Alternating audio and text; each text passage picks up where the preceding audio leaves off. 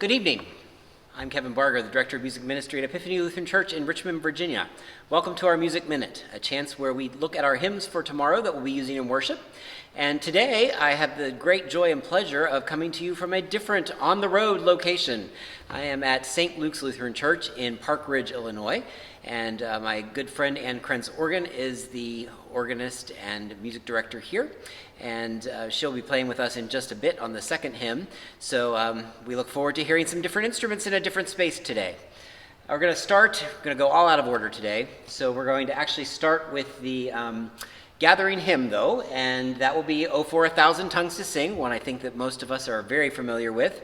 And this hymn, a hymn of praise that takes distinction of being the last hymn in the ELW in the hymn section. There are a couple of things that follow it, but they are actually national songs and not hymns.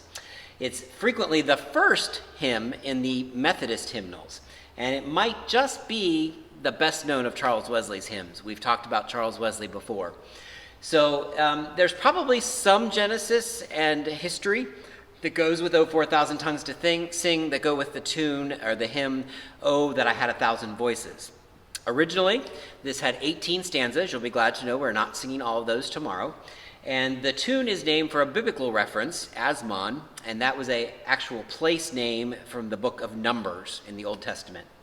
So while the tune changed its meter after its inception, and it changed its name as a result, the Asmon tune that we just talked about is actually the earlier name that stuck with it. So the new one didn't take, it stuck with the old one. So this is "O for a Thousand Tongues to Sing."